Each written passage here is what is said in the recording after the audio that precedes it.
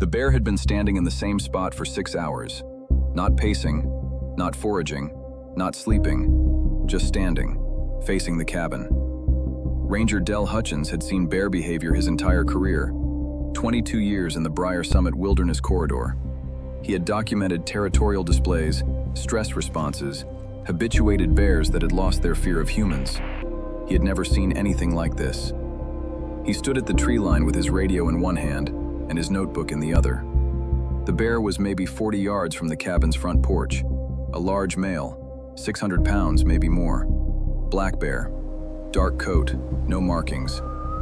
It was not looking at the cabin. It was looking at the window on the left side of the cabin. The window where, 3 hours earlier, a woman named Carol Pratt had been standing. Dell keyed his radio. The bear turned its head slowly toward the sound. Then it turned back to the window. It did not move for another 4 hours after that, and when it finally left, it walked directly away from the cabin, not into the trees, down the road. The faint whisper. Wildlife officials in Harlow County are investigating an unusual grizzly bear sighting near a private rental cabin on the Briar Summit Road corridor. Carol Pratt was 44 years old. She was a middle school science teacher from a mid-sized city 4 hours south of Briar Summit. She had taken the same solo trip every October for the past 6 years. Same general area, different cabin. A long weekend alone, no agenda, no itinerary, just quiet, cold air, and the specific kind of stillness that only exists far from other people. She was not the kind of person who frightened easily. Her colleagues described her as methodical, calm under pressure, the kind of teacher who handled a classroom crisis the way a surgeon handles a complication, with focus, not panic.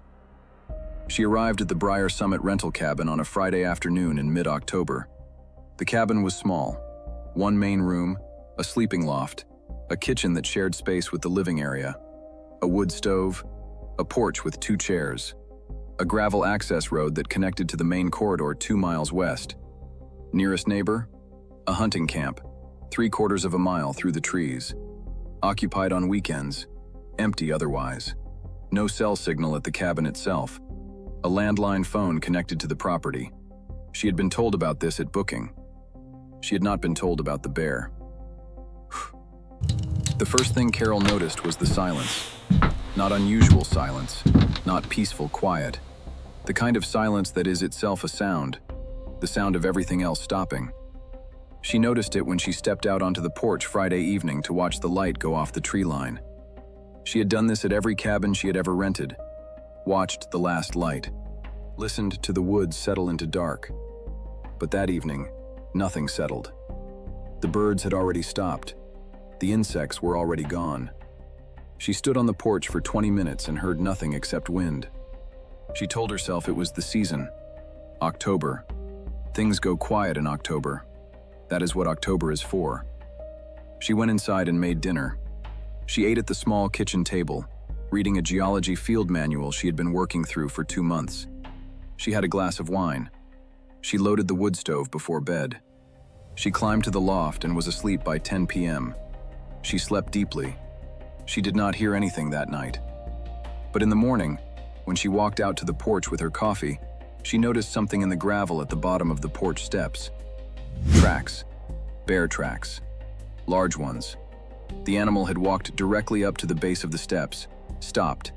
The weight impression in the gravel was deep, deliberate, and then turned and walked back toward the tree line.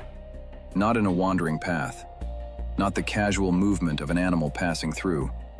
In a straight line, to the steps, then back. Carol looked at the tracks for a long moment. Then she looked at the tree line. Then she went back inside and refilled her coffee. She was a science teacher. She believed in observable evidence and rational explanation. A bear had wandered through the property. It had approached the porch, drawn by the scent of food most likely. Found nothing accessible. Left. That was a complete and reasonable explanation. She wrote it in her travel journal that morning, matter-of-factly, the way she wrote everything. Bear tracks at base of porch steps. Large male likely. No food left out. Animal moved on. She did not note the time she found them. She would think about that later, the fact that she had not noted the time. Because the timing, it turned out, was the part that mattered most. Saturday passed quietly. Carol hiked a 4-mile loop on the Eastern Trail system, took photographs of lichen formations on a series of granite outcroppings, and was back at the cabin by early afternoon. She read, she cooked, she sat on the porch as the temperature dropped and watched the light again. No silence this time. The woods were normal. Birds moved through the canopy. Something small rustled in the leaf litter at the tree line. The wind came from the north and smelled like cold water. She felt better. She decided the previous evening's silence had been a product of arrival fatigue, the particular blankness that settles over a person in the first hours of a trip, when the mind is still running on city rhythms and hasn't yet calibrated to the slower pulse of the outdoors. She made a fire in the wood stove after dark. She was at the kitchen table reading when she felt it. Not heard, felt. A change in the air around the cabin. A quality of attention, pressing in from outside. The way a room feels when someone is standing in the doorway even before you turn to look. She looked up from her book. She looked at the window. The bear was standing in the clearing between the cabin and the tree line, 40 yards out, facing the cabin. Carol did not scream, did not knock her chair back, did not run for the door to check the lock. She stood slowly, moved to the window, pressed close enough to see past her own reflection. The bear was massive. Even at 40 yards, in the dark, with only the porch light casting a pale wash over the clearing, she could see the breadth of its shoulders, the depth of its chest. It was not moving. It was not eating. Not investigating a scent trail. Not doing any of the things bears do when they are simply near a human structure. It was standing with its body at a slight angle, and its head turned directly toward the window, toward her. Carol reached for the landline phone on the kitchen counter. She dialed the number posted on the rental sheet for the property management company. No answer. Voicemail. She found the number for the Briar Summit Ranger Station on the same sheet. She dialed. A ranger answered on the second ring. She described what she was seeing. He told her to stay inside, not to make noise, and that he would dispatch someone to do a wellness and wildlife check. She hung up and stood at the window. The bear did not move. Ranger Dell Hutchins arrived 45 minutes later. He pulled to the edge of the gravel drive and killed his headlights. He stepped out of the truck quietly and stood at the tree line with a flashlight, observing. He confirmed the bear. He estimated its weight at 500 to 600 pounds. He noted in his log later that the animal displayed no typical response to his arrival. No head turn, no shift in posture, no awareness of the new stimulus. Its full attention remained on the cabin, on the window where Carol was standing. Dell remained at the perimeter for 2 hours. He called it into dispatch. He documented what he was seeing. At no point did the bear charge. At no point did it display aggression. At no point did it behave in any way that gave him grounds to act. It simply stood and watched. At 2:17 a.m., the bear turned and walked away. Not into the trees, down the road. Dell followed at a distance in his truck for a quarter-mile before the animal turned into the brush and disappeared. He drove back to the cabin, knocked on the door, told Carol the animal was gone, that this kind of behavior, while unusual, was not unheard of. Habituated bears sometimes fixated on structures. Carol thanked him. She did not sleep that night. She sat in the chair facing the window until sunrise. In the morning, she found the tracks again. The same deep impression at the base of the porch steps. But this time, there were 2 sets. One going toward the steps, one returning. And beside the return set, parallel to it, almost perfectly spaced, a second set of tracks. Smaller, different shape. Not a bear. Carol stood over the tracks for a long time.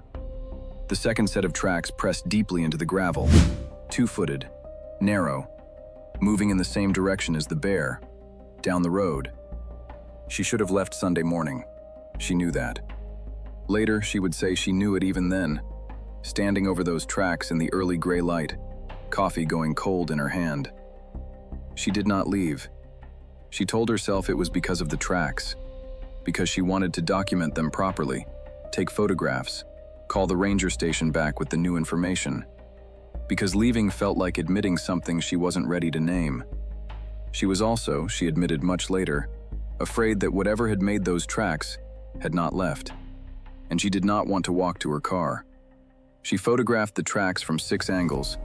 She called Dell Hutchins at the ranger station and described them. He was quiet for a long moment on the other end of the line. He said he would come back out. He arrived by 10 a.m. He crouched over the second set of tracks for a long time without speaking. He was a large man, deliberate in his movements, the kind of person who thinks before he speaks and means what he says when he does. He said, "These are not a known animal track." Carol asked what that meant. He said, "It means I don't know what made them." He walked the perimeter of the clearing. He followed the return line of tracks to the road's edge. He stood there looking down the road for a while. Then he came back and told Carol he was going to recommend she relocate to the ranger station guest facility for the remainder of her trip. She agreed. She packed her bag in 11 minutes. They drove out together, Dell in front in his truck, Carol following in her car. About a mile down the road, Dell's brake lights came on. He stopped. Carol stopped behind him. He stepped out of his truck slowly. In the road ahead, standing in the center of the gravel, exactly where the road curved toward the main corridor, was the bear. Facing them, still. Dell stood beside his truck and watched it. He did not advance. He did not make noise. The bear looked at his truck. Then it looked past the truck, at Carol's car, at the driver's side window, where Carol was sitting. "Don't get out of the car." Carol did not get out of the car. After 4 minutes, she counted them, the bear stepped off the road into the tree line and was gone. They drove the rest of the way to the ranger station without stopping. Carol stayed at the ranger station facility that night. It was a small room attached to the back of the main building. A cot, a window, a door with a proper lock. She lay awake until well past midnight. At 1:44 a.m., she heard something outside the window. A sound she would spend a long time trying to describe correctly. Not a bear, not wind, not an animal she could name. A low, rhythmic sound, almost like breathing. Slow and deliberate, the way breathing sounds when someone is trying to control it. Just outside the window. She did not open the curtain. It stopped after 2 minutes. In the morning, she asked Dell if there was any wildlife that could account for what she'd heard outside her window. He asked her to describe it again. She did. He wrote it in his notebook. He did not answer her question. The ranger station for the Briar Summit corridor had been at its current location for 31 years. Dell Hutchins had worked there for 22 of them. In that time, he had logged 7 formal reports involving unusual animal behavior in the Briar Summit area. Specifically, in a 12-mile stretch of the corridor between mile marker 4 and mile marker 16, the stretch of road that included the gravel turnoff to the rental cabin where Carol had been staying. He had not spoken about these reports publicly. He had not been asked to. The reports described in various combinations the following: bears or deer observed in stationary postures facing structures or vehicles for extended periods, unknown tracks accompanying known animal tracks, sounds near structures that could not be attributed to identified wildlife. And in 3 of the 7 reports, a common detail that Dell had noted and never discussed with anyone outside the station: a smell, like ozone, like the air before a lightning strike, present at the site of every incident, not explained by weather conditions at the time. Carol had not mentioned a smell. Dell did not bring it up. But on the morning after Carol's night at the station, when he walked the perimeter of the building as part of his standard routine, he noticed it. Faint, at the northeast corner of the building, just below her window. He stood there for a moment. Then he went inside and made coffee. He pulled the 7 reports from the filing cabinet in his office and laid them on his desk. He had looked at them many times over the years. He looked at them again now. The first report was from 20 years ago. A hunter who had been camped at mile marker 9 reported a large bear standing motionless outside his tent for approximately 3 hours. The hunter had remained inside. In the morning, the bear was gone. Beside its tracks, a second set, 2-footed, narrow. The hunter had described them as, quote, almost human. Almost. The second report, 11 years ago. A family renting the same cabin Carol had stayed in reported a bear at the tree line for 2 nights in a row. Second night, their youngest daughter, 6 years old, woke them to say someone had been talking outside her window. They had asked her what the voice said. She said it hadn't used words. It had just made the sound of words. Dell turned to the most recent report before Carol's. 4 years ago, a solo hiker who had been forced to shelter overnight at the Briar Summit Emergency Lean-To near mile marker 11 due to weather. She reported a bear circling the lean-to for several hours. She had recorded audio on her phone. The audio file had been submitted with the report. Dell had listened to it several times. There were sounds on the recording that were not the bear, not identifiable, not matched to any known wildlife vocalization. The file was still in the folder. He did not listen to it again. He closed the folder and looked out his office window at the road. The road was empty. He picked up his pen. He started writing Carol's report. In the notes section he wrote, "Subject reported unknown sound outside window at approximately 1:44. Sound described as rhythmic, breath-like, controlled. Duration approximately 2 minutes. No visual confirmation. No identified source." He paused. He added one more line. Perimeter check conducted 7:15. Faint ozone-adjacent odor detected at northeast corner, below subject's window. No weather event to account for it. He put his pen down. He did not file the report that day. He sat with it on his desk and looked at the road. Carol left for home that morning. She drove the 4 hours south without stopping. She told Dell she would not be returning to the Briar Summit area. He told her that was a reasonable decision. She asked him, just before she got in her car, if she thought what she had experienced was just a habituated bear. Dell was quiet for a moment. He looked at the road. He said, "The bear has always been part of it." Carol looked at him. "Part of what?" she asked. He said, "That's the part I haven't figured out yet." She drove away. Dell watched her car until it reached the main corridor and turned south. Then he went back inside. He picked up the file. He opened it to a page near the back. A page he had added himself, not part of any official report. A hand-drawn map of the 12-mile stretch between mile markers 4 and 16. On it, he had marked the location of every incident over 20 years. He had marked them in the order they occurred. He had drawn a line connecting them. He looked at the line for a long time. The line was not random. The incidents did not scatter across the 12 miles the way random events scatter. They moved. Slowly, over 20 years, the location of each incident had shifted. South. Consistently. 3 weeks after Carol returned home, Dell received a letter. Not an email, a letter. Hand-delivered to the ranger station mailbox. No return address. Inside was a single sheet of paper. A photograph, printed on standard copy paper. It showed a trail camera image. Night vision. A residential street, not wilderness. A sidewalk. A parked car. A streetlight. And under the streetlight, standing completely still on the sidewalk, a large black bear. Facing down the street.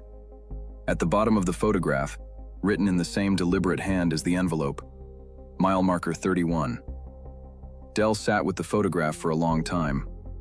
The Briar Summit corridor ended at mile marker 28. He had always assumed the corridor was the boundary. He turned the photograph over. On the back, one more line. A street name. He looked it up. It was in Carol's city, 4 hours south, 3 blocks from her apartment. Dell stared at the address. Then he looked at his map. The line of incidents he had traced over 20 years, the slow southward movement across the 12-mile corridor. He picked up his pencil. He extended the line, past mile marker 16, past mile marker 28, past the end of the corridor, down the highway, all the way to where a small pencil mark now sat, 4 hours south, 3 blocks from Carol Pratt's apartment.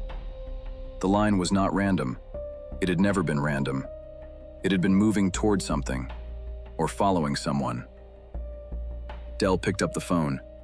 He called Carol. It rang 4 times. On the 5th ring, Carol answered. She sounded tired, careful. Dell asked her how she was.